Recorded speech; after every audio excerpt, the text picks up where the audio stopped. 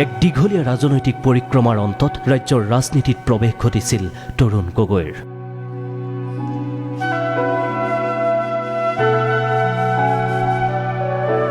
আৰু 2001 চনৰ 18 মেত প্ৰথমবাৰৰ বাবে তেওঁ অধিষ্ঠিত হৈছিল ৰাজ্যৰ মুখ্যমন্ত্ৰীৰ পদত। তাৰ পিছত আৰু পিছলৈ উভতি চাবলগীয়া হোৱা নাছিল গগৈয়ে।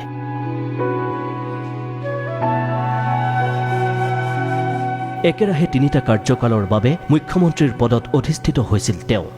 দ্বিতীয়বাৰ মুখ্যমন্ত্ৰীৰ পদত অধিষ্ঠিত হৈছিল 2006 চনৰ 14 মেত। 2011 চনৰ 18 মেত তৃতীয়বাৰ মুখ্যমন্ত্ৰী হিচাপে দায়িত্বভাৰ লোৱা গগৈয়ে কাৰ্যনিৰ্বাহ কৰিছিল 2016 চনৰ 24 মেলৈ। এই পৰ্যন্ত দীৰ্ঘ কাৰ্যকালৰ বাবে ৰাজ্যৰ মুখ্যমন্ত্ৰীৰ পদত অধিষ্ঠিত হোৱা ব্যক্তিজনেই হৈছে তৰুণ গগৈ। এই ক্ষেত্ৰত তেওঁ ভংগ কৰি গৈছে পূৰ্বৰ বিমলা প্ৰসাদ চলিহাৰ অভিলেখ।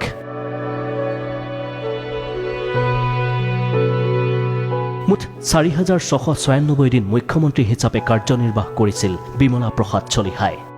ইয়াৰ বিপৰীতে একেৰাহে 3টা কাৰ্যকালৰ বাবে গগৈ মুখ্যমন্ত্ৰী হিচাপে কাৰ্যনিৰ্বাহ কৰিছিল 5485 দিন।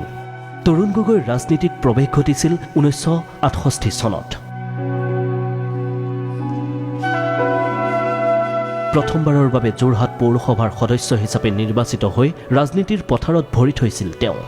সেয়াই আছিল আৰম্ভণি। তাৰ পিছতেই ৰাষ্ট্ৰীয় ৰাজনীতিত প্ৰৱেশ ঘটিছিল গগৈৰ। 6টা কাৰ্যকাল সাংসদ গগৈ প্ৰথমবাৰৰ বাবে 5ম লোকসভালৈ নিৰ্বাচিত হৈছিল 1971 চনত। দ্বিতীয়বাৰ 1977 চনত গগৈ 6ষ্ঠ লোকসভালৈ নিৰ্বাচিত হৈছিল। 1983 চনত তৃতীয়বাৰ 7ম লোকসভালৈ, 1998 চনত চতুৰ্থবাৰ 12শ লোকসভালৈ, 1999 চনত 13শ লোকসভালৈ নিৰ্বাচিত হোৱা গগৈয়ে 1991 চনৰ পৰা 1995 চনলৈ খাদ্য সংশোধন বিভাগৰ স্বতন্ত্ৰ ৰাজ্যমন্ত্ৰী হিচাপে কাৰ্যনিৰ্বাহ কৰিছিল নৰসিংহ ৰাও মন্ত্ৰীসভাত।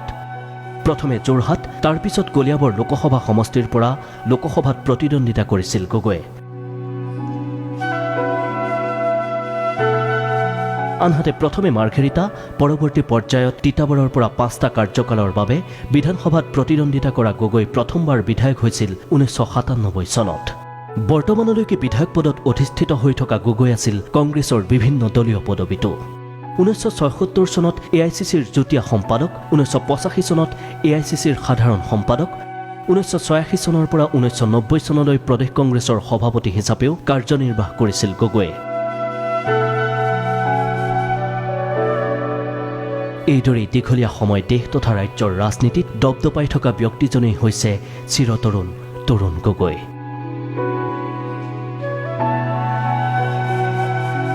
News desk report DY365।